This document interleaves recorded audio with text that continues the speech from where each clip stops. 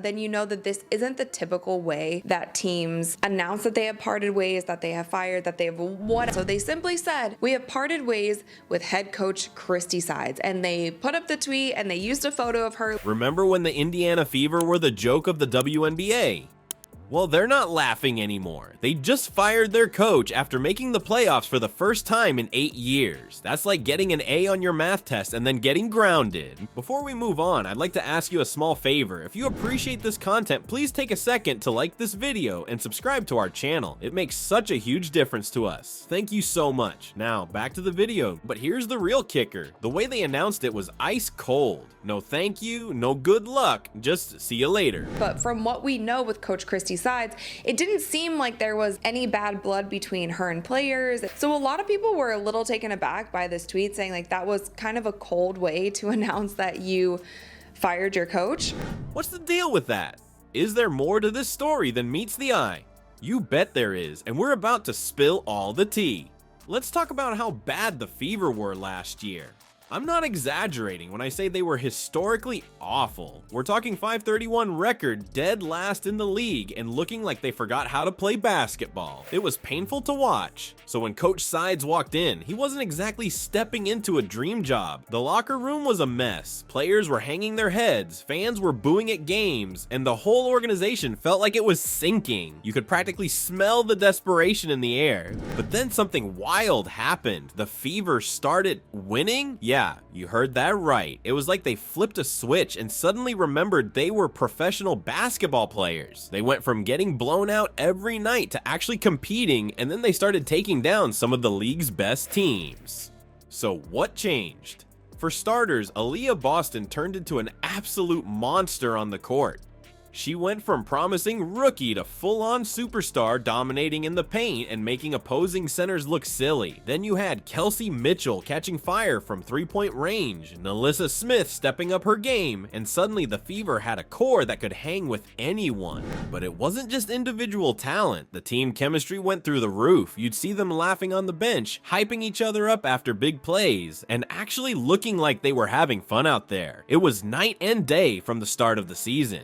And let me tell you, those close games that used to always slip away, the Fever started winning them. But maybe she was blindsided by this news. Maybe she thought that she would be returning. Maybe she thought that she did a great job. I feel like she was put in a tough situation and she needed to rise to that occasion. And I think that she did better as the year went on. Clutch free throws, last-second defensive stops, game-winning shots, they were doing it all. The stats don't lie. In the first half of the season, they were getting outscored by an average of 8 points per game. But after the All-Star break, they were actually outscoring opponents by 2 points per game. That's a 10-point swing. Their shooting percentages went up, turnovers went down, and suddenly they were playing like a legit playoff team. Questionable decisions made for offenses, for defenses, for play calls, for who should take that final shot. The calls that she made towards the end of games, I feel like a lot of times there were many Indiana Fever games that I felt like were very winnable. The buzz around Indianapolis was unreal. Fans who had given up on the team were packing the arena again. Every game felt like it could be the one to push them over the edge. And then it happened. The Fever clinched that playoff spot for the first time since 2016. The city went absolutely crazy. We're talking honking horns, people dancing in the streets. It was like they'd won the championship already. But hold up, because this Cinderella story isn't over yet.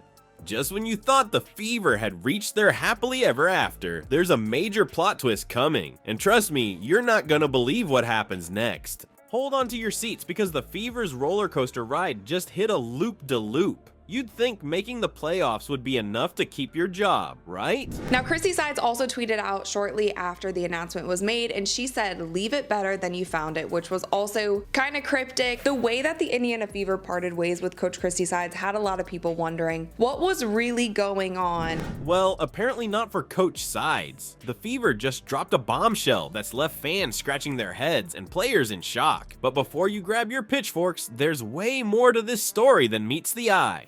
Picture this. The confetti's barely settled from the playoff celebration, and suddenly the team drops this ice-cold tweet. Now, the interesting part about the Indiana Fever's announcement of them firing Coach Christy Sides is the tweet that they put up. Unless a coach has done something blatantly wrong to make it a bigger story, We have parted ways with head coach Christy Sides. No warm fuzzy thank you, no highlight reel of her best moments. Just a digital pink slip that had fans doing a double take. Talk about a mood killer. So why on earth would they fire a coach who just led them to their first playoff appearance in 8 years? Something's not adding up here. Was there some behind the scenes drama we didn't know about? Secret locker room feuds? A power struggle with management? The rumor mill went into overdrive with everyone trying to figure out what could have possibly gone wrong. Well, here's the kicker. Then you know that this isn't the typical way that teams announce that they have parted ways, that they have fired, that they have what. So they simply said, we have parted ways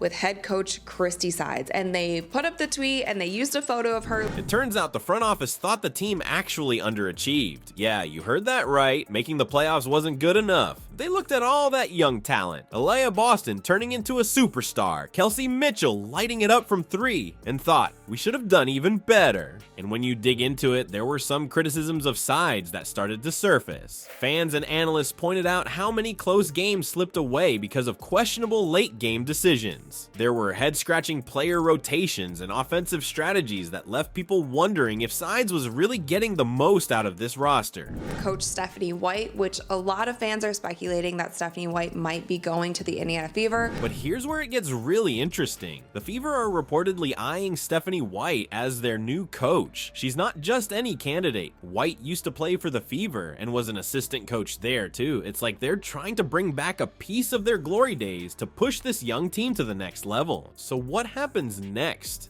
How are the players going to react to losing the coach who helped turn their careers around? And what does this mean for the Fever's future? Are they setting themselves up for a championship run, or did they just blow up all the progress they made? One thing's for sure, the Fever aren't content with just making the playoffs. They're swinging for the fences, taking big risks to try and build a dynasty. It's a bold move that could propel them to the top of the league, or send them crashing back to the bottom.